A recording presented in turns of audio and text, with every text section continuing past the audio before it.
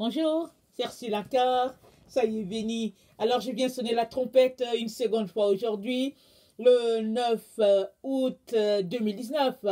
Alors je viens vraiment nous encourager à être des personnes qui se sanctifient à tous les jours et ça, peu importe le domaine. Il n'y a pas de domaine qui soit tellement privé qu'on ne puisse pas toucher. On ne puisse pas y toucher. Amen. Alors je viens aujourd'hui parler encore au fait, alors des comportements sexuels. Alors le Seigneur me donne vraiment ces temps-ci de toucher ce sujet-là parce qu'il y a plusieurs de ses enfants qui risquent de se retrouver séparés de lui juste parce que, au fait, ils ne font pas les choses comme Dieu aimerait qu'ils le fassent. Et mieux encore, ils ne touchent même pas à ce sujet parce que c'est comme un sujet qui est assez privé et on a honte d'en parler, on ne veut pas tellement que les gens sachent et tout, mais avec le Seigneur, il n'y a pas de secret. Amen. Alors, tout sera mis à la lumière. Alors, il est donc important de venir jeter déjà un regard là maintenant, pendant que nous sommes là. Amen.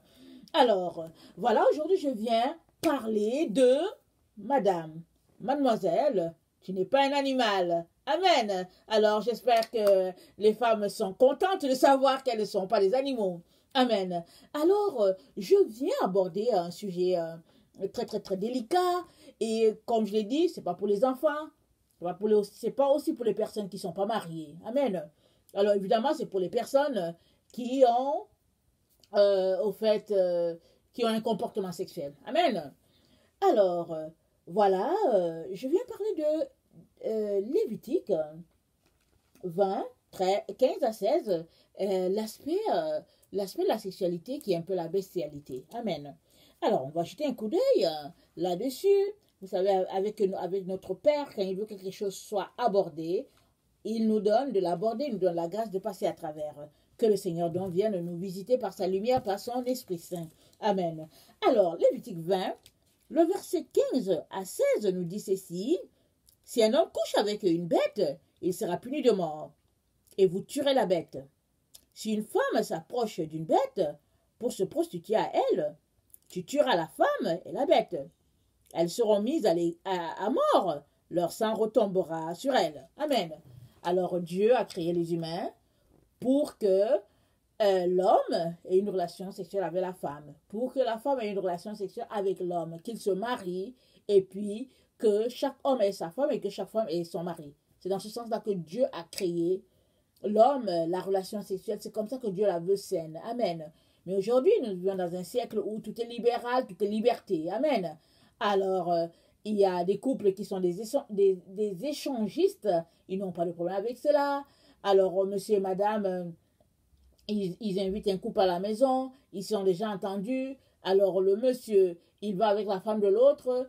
Et puis, la femme du monsieur va avec le mari de l'autre. Et puis, les gens aiment ça. Certains, ils se demandent comment ça a été. Et puis, ils en parlent et tout ça. La Bible appelle ça abomination. Et Dieu le Père est trop choqué. Il est blessé parce que Dieu appelle ça adultère.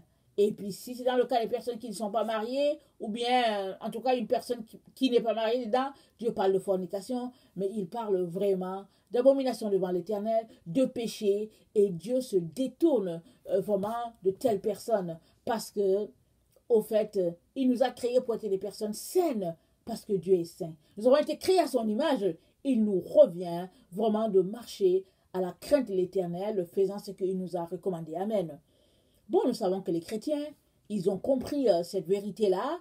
Et si, sur le plan physique, plusieurs chrétiens essaient de faire attention, sur le plan visuel, il y a plusieurs qui commettent l'adultère à chaque jour. Ils trompent leurs femmes par les choses sur Internet, par les choses sur la télévision, et puis vice-versa, il y a aussi des femmes qui le font. Mais Dieu dit, si tu regardes, c'est Jésus qui l'a dit, si tu regardes une femme, juste avec les yeux, tu as déjà commis l'adultère avec elle. Si tu la regardes de manière à la convoiter, tu as déjà commis l'adultère avec elle. C'est ça que Jésus a dit. Il a dit ça à ses disciples. Alors quand on s'arrête, on se rend compte que ce n'est pas l'acte en soi qui est un péché. L'intention déjà, c'est un péché. Donc il est donc important qu'on fasse très très attention pour tenir nos pensées, nos yeux vraiment sur la ligne droite. Et ça, ce n'est que dans une relation d'intimité, de proximité, de repentance à tous les jours, la dépendance totale de notre Seigneur, qu'on peut s'en sortir. Parce que nous vivons dans un siècle de séduction. Amen. La Bible nous dit que dans les derniers temps, les gens seront fanfarons, blasphémateurs, aimant l'argent, les plaisirs plus que Dieu. Nous sommes dans ce temps-là.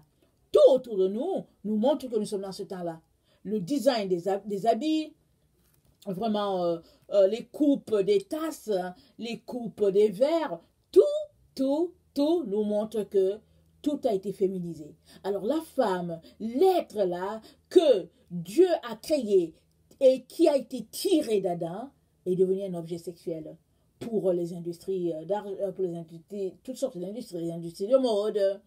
Et puis bon, les gens se font beaucoup d'argent sur le dos de la femme. Et ce qui est dommage, c'est que plusieurs femmes, au fait aussi, prêtent main forte à cela. Amen. Si toi tu es une femme, tu devrais combattre cela en refusant de faire partie de cette industrie-là, d'une manière ou d'une autre. Évidemment, tu ne peux pas les empêcher de faire les publicités sur les femmes. Tu ne peux pas les empêcher de rendre une femme un objet sexuel. Tu ne peux pas empêcher comment on appelle ça? L'engrenage est déjà là. Le système est là depuis des siècles. Tu ne peux rien faire. Mais tu peux t'opposer en disant, moi, je ne participe pas à ces choses-là. Alors, ton comportement, ta vie de sainteté va faire que, au fait, tu ne vas pas participer à ce que ces gens-là font. Et devant Dieu, tu seras sans reproche. Et le Seigneur nous demande, malgré la perversion qui se passe par rapport à la séduction et tout ça, le Seigneur nous demande de garder le cap sur lui, les yeux fixés sur lui, vraiment, afin de ne pas nous détourner, afin que nous ne soyons pas détournés de notre trajectoire. Amen. Et cela demande de la volonté, cela demande aussi du travail. Alors, la volonté, évidemment, ça vient de nous. Dieu nous a créés avec une volonté. Si on ne veut pas quelque chose, on refuse. Amen. Et il y a aussi que si on ne veut pas quelque chose, il ne suffit pas de refuser juste avec la bouche, mais il faut aussi poser des actions concrètes qui vont faire que non, on ne veut pas tomber dans ce genre de choses-là. Par exemple, il est important d'avoir un programme où on lit notre Bible, où on prie. Il est important, par exemple, d'éviter les endroits où on peut être exposé, où notre vue peut être exposée à certaines choses, les endroits où les gens sont, en tout cas, ils sont presque nus, et j'en passe. Amen. Alors,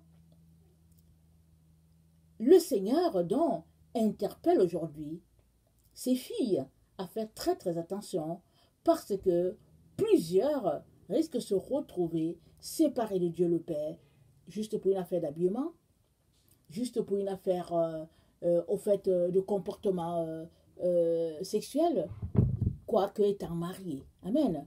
On a déjà abordé ça hier, mais aujourd'hui, je viens toucher un autre aspect, c'est l'aspect de la bestialité. Amen.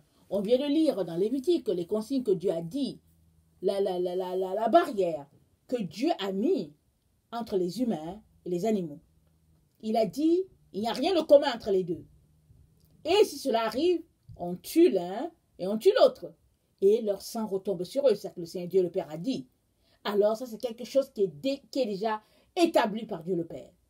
Sauf si une personne vient, elle demande pardon, elle s'humilie parce que Jésus-Christ est venu. Il a payé pour tous les péchés. Il n'y a pas un péché que Jésus-Christ n'a pas payé pour. Il a été fait péché afin que toi et moi puissions devenir justice de Dieu. Alors si tu es une personne qui est prise dans ces choses-là, il te suffit de venir et Jésus-Christ va te délivrer. Il va te libérer et tu vas vivre vraiment une nouvelle vie. Amen. Par contre, il y a un autre type de bestialité qu'on n'en parle pas beaucoup. Amen. Et qu'on tient sous silence. C'est ce type de relation-là qu'il y a entre monsieur et madame dans le secret de leur chambre, mais où madame subit des positions, des choses qu'elle n'aimerait pas. Amen. Il y a des personnes qui sont tellement vicieuses. Amen. Que même étant chrétiennes, elles n'ont pas été délivrées de cet aspect-là de leur vie. Et comme elles ont passé leur vie dans le vice ou bien elles ont passé leur enfance dans le vice, ou bien elles ont passé leur jeunesse, leur adolescence dans le vice, alors elles parviennent à trouver vraiment une manière ou d'une autre de mettre leurs épouses ou leurs femmes dans ce type de comportement. Et il y a plusieurs femmes qui, au fait, pour acheter la paix, se mettent à suivre les caprices de leur mari. Amen. Elles suivent les caprices de leur mari. Elles ne veulent pas, mais bon, pour lui faire plaisir. Et il y a des maris qui vont dire que oui, si tu veux me faire plaisir, moi, c'est ça que j'aime et tout. Et souvent, après plusieurs, comment on appelle ça, la période euh, de mésentente, et puis souvent de froideur entre les deux, la femme, pour acheter la paix, elle revient toujours s'humilier, dans le sens que, bon, la Bible dit que marcher des mêmes pas, comme les manipulateurs aiment le dire, ils vont dire, la Bible dit de marcher des mêmes pas, et quand la Bible dit, quand ils utilisent ce passage pour dire que la Bible dit de marcher des mêmes pas, c'est toujours à leur avantage. Alors, s'ils sont des personnes qui sont tellement vicieuses, qu'elles veulent faire les choses vraiment dans la manière vraiment bestiale, alors ils vont faire ça, ils vont mettre leurs femmes dans toutes sortes de manipulations, leur faisant croire que oui, la Bible dit d'être un, et puis bon, voilà, et puis certains poussent l'audace trop loin même pour dire à leurs femmes, la Bible a dit d'être soumis, alors en tout cas tu n'es pas soumise, etc., etc. Il est donc très important, ma soeur, que tu puisses t'arrêter et que tu puisses savoir qui tu es. Amen. Dieu t'a créé un être humain. Tu n'es pas un animal. Amen. Tu es un être humain, fait à l'image de Dieu. Et à partir de ce moment-là, tu es capable de raisonner, de réaliser si la position, tout ce que ton mari te demande, si c'est vraiment divin ou pas, si c'est sain ou pas. Et si tu te rends compte si en toi, il y a quelque chose qui te montre que ce n'est pas normal, ne va pas dans son sens. Arrête-toi et dis-lui que ça ne marche pas. Parce qu'avant d'être libéré par l'emprise d'un monsieur, de cet homme-là, que tu appelles mari par exemple, tu as besoin de te libérer toi-même. Et te libérer toi-même, c'est de savoir qui tu es. Amen. Tu es la princesse de l'Éternel. Tu as été créé à la gloire de Dieu le Père. Et Dieu, la Bible dit que Dieu les a créés, hommes et femmes, à son image. Alors Dieu a créé Adam, fait à l'image de Dieu, et toi, tu as été tiré d'Adam. Amen. Alors si Adam a été fait à l'image de Dieu, à combien plus forte raison toi, qui es une partie de lui, qui a été tiré, vraiment façonné d'une manière spéciale. Il est important que tu puisses retrouver tes repères toi-même et de dire à ton mari, non, je ne peux pas aller dans ce sens-là. Amen. C'est pourquoi j'ai lu le passage sur la bestialité. Parce que si Dieu, le Père, dit que quelque chose n'est pas correct, c'est que ça ne l'est pas. Mais, il y a des gens qui vont dire que oui, si il s'agit des animaux, Dieu dit que si on attrape une femme en train de commettre quelque chose avec un animal, ou bien un homme avec un animal, il mérite la mort. Mais, il y a des humains qui vont dire non, moi je ne fais rien avec les animaux, mais leur femme est presque un animal pour eux. Amen. Alors, ils font faire des choses, des positions. Ils demandent à leur femme des positions terribles. Ils demandent à leur femme de faire des choses abominables. Madame, ma sœur, tu n'es pas un animal. Pour te mettre à lécher les choses comme les animaux le font. Amen. Dieu t'a donné une bouche. Tu sais pourquoi ta bouche est là? Pour louer l'Éternel. Alléluia. Tu ouvres ta bouche, tu loues ton Dieu. Tu loues ton Créateur, celui qui t'a donné la vie. Amen. Tu ouvres ta bouche. Tu lui rends grâce de ce qu'il t'a donné à manger. Et tu peux bénir le pain et tu manges. Comment veux-tu encore prendre ta bouche là pour le mettre à un endroit que Dieu n'a pas conçu pour?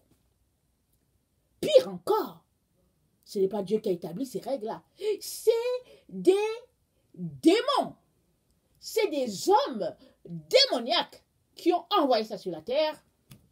Ils ont mis ça sous forme, je sais pas, de DVD et de tout, et puis de culture de vie, et puis parce que tu veux être à la mode, parce que le monde a évolué et que tu crois que tu es émancipé, tu te retrouves à faire ces choses sales-là. Amen. Il est donc très important que tu te tiennes sur ton séant. Il est très important, madame, mademoiselle, que tu puisses te tenir et dire à la personne qui te fait faire ces choses-là pour dire, tu dis, ça suffit. Ça, ma délivrance est arrivée aujourd'hui. Ça suffit. Jésus m'a libéré, pas pour que je sois ton esclave sexuel. Amen. Très, très important. Si toi, tu ne connais pas ton identité, c'est pas l'autre qui va la connaître pour toi. Amen. Et malheureusement, beaucoup subissent les caprices de leurs époux. D'abord, il a un problème, ton mari. Si c'est ça qu'il te demande, c'est évident qu'il a un problème. Et au lieu d'aller régler son problème, lui, il te fait pencher vers ses passions vraiment qu'il n'arrive pas à s'ouvrir. Il te fait pencher vers là. Amen. Et il y a autre élément. Il est déjà sur la route de l'enfer et il veut t'y conduire. Il est hors de question. S'il veut aller en enfer, laisse-le aller tout seul. Ne l'accompagne pas, s'il te plaît, ma soeur. Laisse-le aller. Amen. Il est donc important, mes chers frères et chères sœurs, qu'on puisse s'arrêter et que on puisse vraiment laisser Dieu prendre toute la place dans notre vie.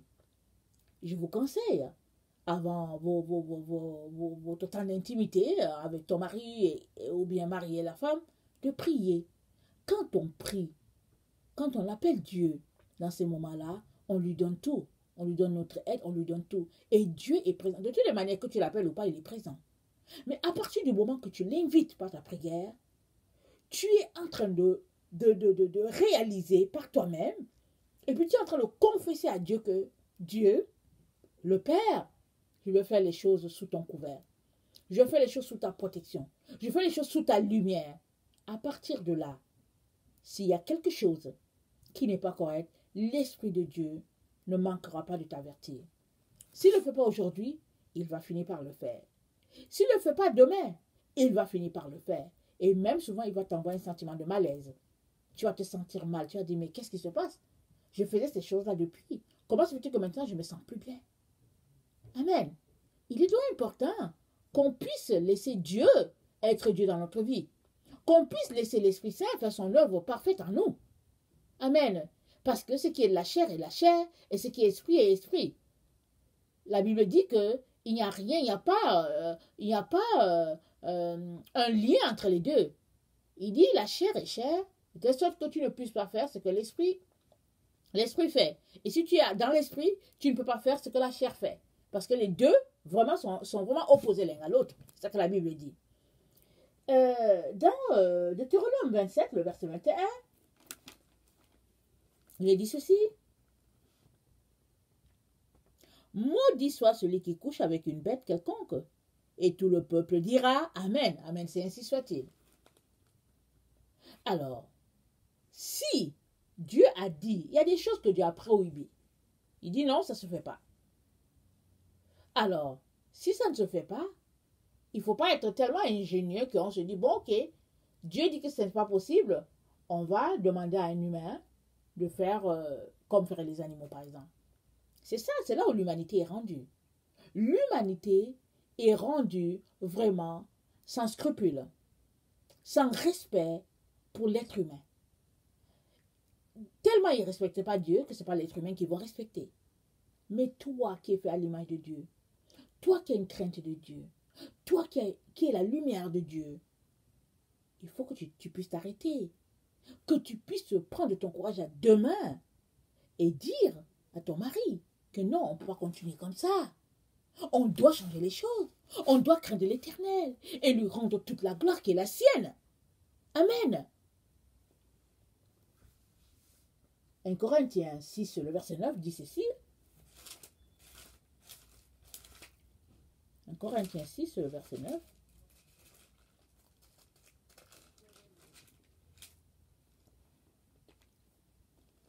Ne savez-vous pas que les injustes n'hériteront pas le royaume de Dieu? Ne vous y trompez pas, ni les impudiques, ni les idolâtres, ni les adultères, ni les efféminés, ni les infâmes, ni les voleurs, ni les cupides, ni les ivrognes, ni les outrageux, ni les ravisseurs n'hériteront le royaume de Dieu. Et c'est là ce que vous étiez, quelques-uns de vous. Mais vous avez été lavés, mais vous avez été sanctifiés, Mais vous avez été justifiés au nom du Seigneur Jésus-Christ et par l'Esprit de notre Dieu. Amen. Tout m'est permis, mais tu n'es pas utile. Tout m'est permis, mais je ne me laisserai asservir par quoi que ce soit. Amen. Le Seigneur dit, tu ne peux pas te laisser asservir. Quand il dit que tout m'est permis, ça ne veut pas dire que tout ce qui t'est permis, Dieu cautionne. Ça veut tout simplement dire que tu es libre. Dieu t'a donné la liberté. Il t'a créé avec le libre arbitre. Dieu te l'a donné. C'est à toi de prendre ta volonté pour dire non, moi je ne veux pas aller dans ce sens-là. Dieu me l'a donné, mais je ne peux pas aller dans ce sens-là. Je veux plutôt aller dans cet autre sens-là parce que ça glorifie mon Père. Amen.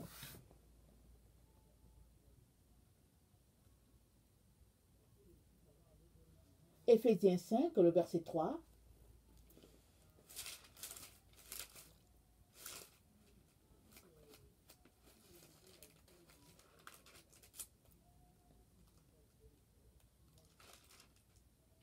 Que l'impudicité, qu'aucune espèce d'impureté et que la cupidité ne soit même mentionnée parmi vous, ainsi qu'il convient à des saints.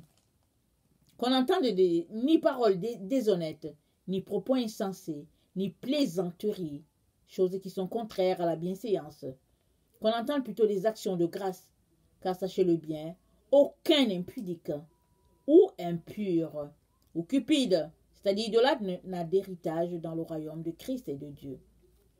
Aucun impudique ou impur. Généralement, quand tu commets les relations sexuelles dans ce sens-là, tu deviens impur. Tu deviens souillé dans ta conscience. Il est donc important que tu t'arrêtes, ma soeur, et que tu t'arrêtes et que tu refuses de subir, de continuer de subir.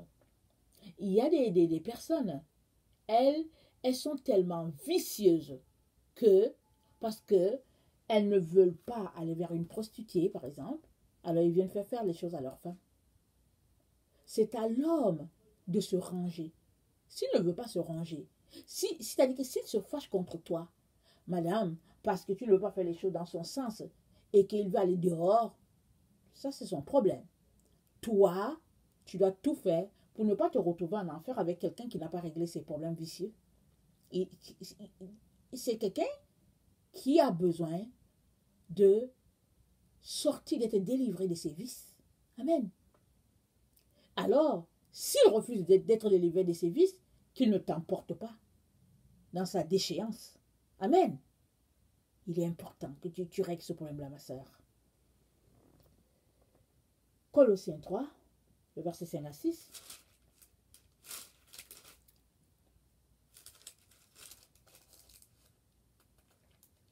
Faites donc mourir les membres qui sont sur la terre. L'impudicité, l'impureté, les passions, les mauvais désirs et la cupidité qui est une idolâtrie. C'est à cause de ces choses que la colère de Dieu vient sur les fils de la rébellion, parmi lesquels vous marchiez autrefois lorsque vous étiez dans ces péchés. Autrefois, vous marchez dedans. Mais aujourd'hui que tu es enfant de Dieu, tu n'entres plus dans ces choses-là. C'est pas parce que Hollywood, je ne sais pas qui, dit que bon, c'est ça, que tu y vas. Amen.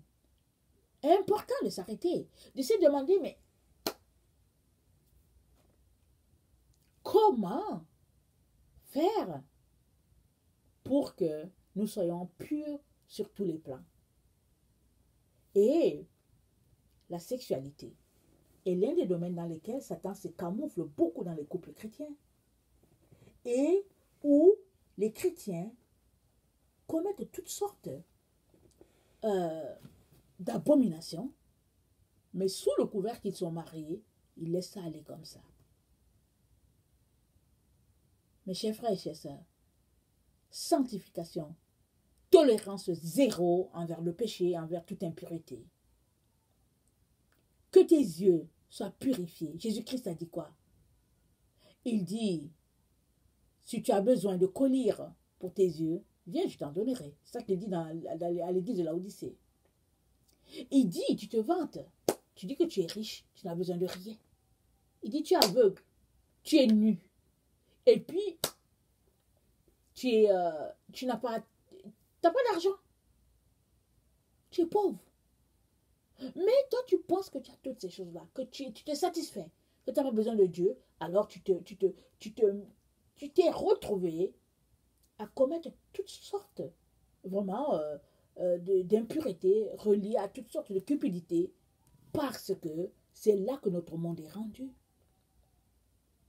Mais pour toi qui es enfant de Dieu, il est important que tu te ressaisisses, que tu reviennes de ton égarement, de la voie de ton égarement, et que tu demandes un temps de rafraîchissement, parce que Dieu va te l'accorder, il va te restaurer, il va te bénir, il va te délivrer, il va te restaurer.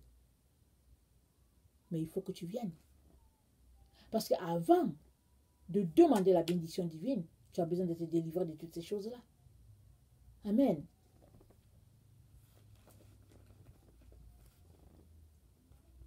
Romains 1, 24 à 25, on l'a déjà lu tout à l'heure, mais j'aimerais encore le lire. Romains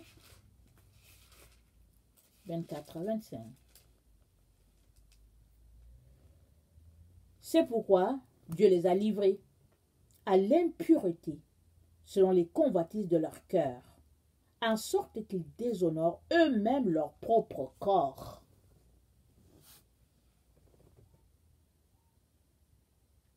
Ils déshonorent eux-mêmes leur propre corps, Dieu les a livrés. Il arrive un moment où Dieu nous livre.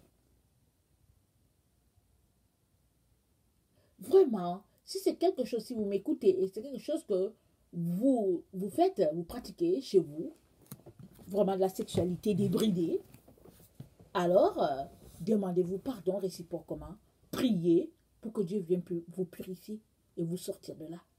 Parce que tout ce qui est impur ne verra pas la face du Père. Rappelez-vous que Israël, quand Israël touchait juste à un mort, il était impur. La personne qui touchait à un cadavre était impure. On la mettait à l'écart à quelque part. Je ne sais pas si c'était toute la journée, je ne me rappelle plus, parce qu'il faut qu'on aille dans Lévitique pour regarder toutes ces choses-là. Mais juste avoir touché un cadavre. Mais aujourd'hui, les corps sont exposés, les gens passent à côté, ils touchent, ils font des bisous et tout et tout. Mais les lois de Dieu n'ont pas changé. Hein. Impur, parce que c'est la mort. Alors, si Israël, parce qu'elle a touché un cadavre, était impur, à combien plus forte raison de l'abomination, des scènes sexuelles, par nos regards, pratico-pratiques, vraiment. Mes chères sœurs, il est important de faire le nettoyage. Amen. Très, très important. Que le Seigneur vraiment puisse vous donner de vous arrêter sur la personne que vous êtes, sur la valeur que vous avez devant Dieu, sur la perle que vous êtes pour votre Dieu, pour votre Seigneur. Que le Seigneur vous donne vraiment de réaliser cela et de crier à Dieu pour qu'il vienne vous délivrer de cette façon de faire, cette façon de subir. Les femmes subissent beaucoup. Si je parle des femmes, c'est parce que c'est ça que Dieu m'a montré. Au nom d'acheter la paix, au nom du fait que l'homme est le chef et qu'il faut être soumise, plusieurs filles chrétiennes, pensant bien faire, subissent les caprices de leur mari, subissent les bestialités de leurs hommes. Et Dieu ne nous a pas appelés à cela.